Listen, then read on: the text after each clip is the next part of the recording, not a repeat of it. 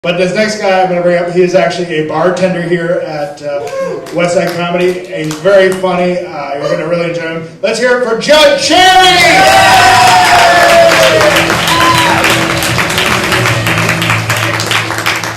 Hey guys, give it up for Tom Clark. It's a good way to start my set. I'm going to get into it real quick.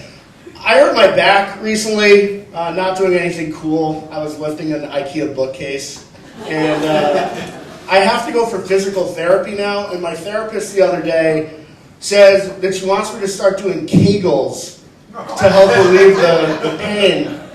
And I must have given her a weird look because she goes, you know, just like squinch up, just do Kegels, but man style.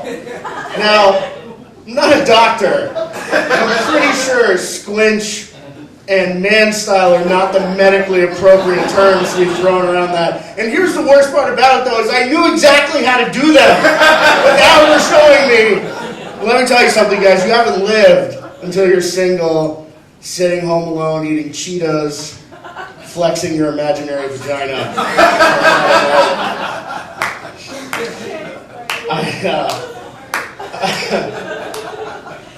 I got mistaken for Michael Moore recently. It was a nice ego boost.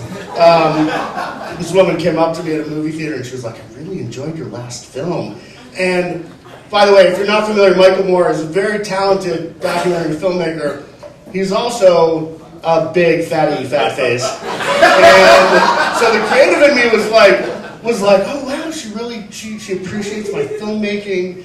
But no, the rest of me was like, no, idiot, she thinks you're a big fatty fat face. And then that got me thinking, like, what if this woman goes up to just every random chubby dude wearing a baseball hat, and she's like, Mr. Moore, I love your last film.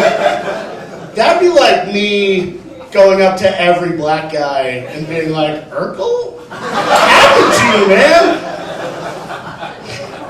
So I need to lose some weight, the point of that. And part of that problem is that I eat at McDonald's too much. So I'm stopping. I'm not going to eat at McDonald's anymore. And there's two reasons. Not because I eat there too much, but because I've developed this like sixth sense about McDonald's. Here's some dates that I know just off the top of my head. November 21st, the McRib is back. Just in time for Thanksgiving. March 14th, Shamrock Shake. It's pretty self-explanatory, that day. And May 11th, 2013, McDonald's started offering breakfast after midnight. We did it, you guys. We did it. What an era we live in. First the iPhone, now this. But here's the thing. It's not that they're offering breakfast after midnight. It's that I knew instinctively that they were offering breakfast after midnight. Like the marketing meeting was taking place, and there was one guy, let's be honest, he was probably a fat guy, was like, hey guys, we should probably start serving breakfast after midnight. And I was sitting at home, and I was like, so something's happening. Amazing. It's like Obi-Wan Kenobi when Alderaan blew up. I was like, I feel a disturbance. But it wasn't a disturbance, it was an Egg McMuffin.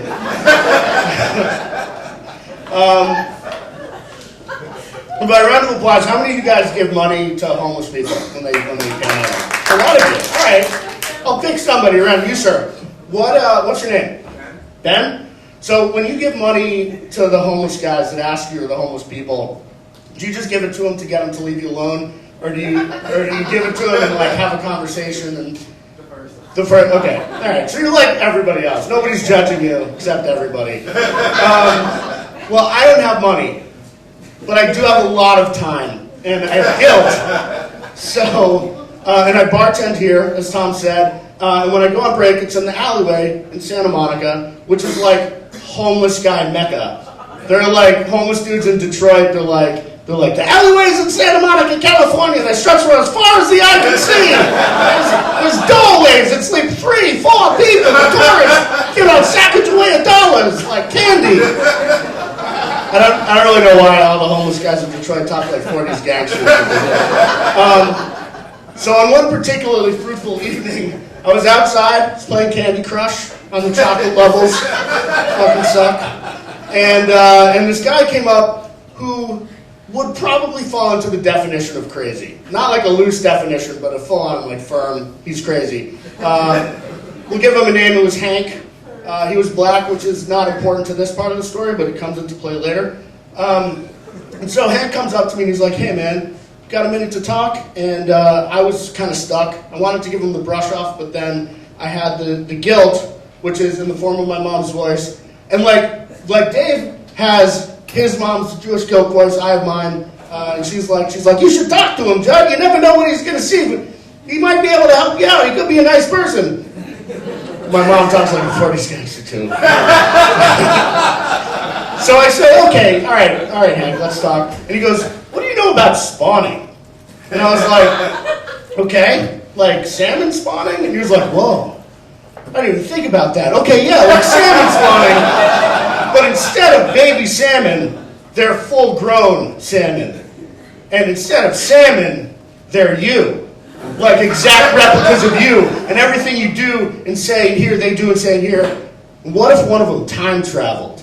And I'm a sci-fi nerd, so as soon as he said that, he fucking had me. He like roped me in to his crazy line of thinking. And he really thought this through because he goes, what if one of them time traveled and punched the wall where the other one was standing? Would he be punching himself? And I was like, okay, maybe this is the crazy person version of why are you hitting yourself? But the geek in me wanted to keep talking to him about it. So I go, well, if they all know that it's going to happen, wouldn't he just move out of the way so that he doesn't get hit? Otherwise, you end up in a time travel paradox like in Terminator 2. Now, this just stopped Black Hank dead in his tracks. He was staring at me, and I thought he was going to attack me, but he didn't attack me. He goes, you just blew my fucking mind. I blew his mind! This is a guy whose main form of transportation is a Rouse shopping cart. He's never read a comic book in his life. And I blew his fucking mind. He cuts his hair with a rock. I out crazy you guys. That's all I'm saying. I don't know, maybe I should be a homeless guy. I guess I'd be pretty good at it. I'll leave you with this little tidbit. I went on a date recently that was very strange. I got set up as a blind date, and my buddy was like, hey, you'd really like this girl. She's chill, she's cute, super fun, she's got huge boobs. And I was like, you had me at huge boobs. I know it was the last thing you said. It should have been the first thing you said. My criteria for blind dates, not high. That was all I needed. And she was kind of like a hippie girl. I should have been a little bit red flagged. Red flagged that? That's whatever. When I heard her name, which was Prairie. Like a field. I just think you need to be wary of any girl whose name is associated with terrain. And you should also be wary of girls whose names rhyme with wary, incidentally. So she was talking about auras and chakras and flavor crystals and all that stuff. Power crystals, the same thing. And I was trying to be a gentleman. At the end of the night, I was walking to her car, and I was trying to figure out how do I convert this to, sexy time for Judd. And she stops, and we're in this gravel parking lot. She stops and grabs my hand. I was like, okay, maybe we're going to make out. No. She goes, are you present? And I was like, yeah. She goes, okay, then be here. Be present here, in the now, with me, now. And then she sat down, cross-legged, in the rocks. And I was like, okay, well, I guess I'll do this. So I sat down next to her. She goes, no, sit across from me. And I knew the date was not going to end the way I wanted it to when she started oming. Like, head back, eyes closed, fully into it. And now I'm thinking about how uncomfortable I am and how much I wish I could just get home and play Xbox and do my Kegel exercises, because I hadn't done it for the day. And I'm wondering how long it's going to take. We sat there for a while, and the only reason that she stopped is because a homeless black dude walked up next to us, and he looks down and he goes, yeah, white people sitting on the ground, yeah.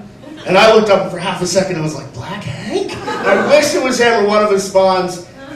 It wasn't, but it wouldn't have been cool if he was like, come with me if you want to live. We will go to McDonald's and get Egg McMuffins. That's all I got. Thank you so much, guys.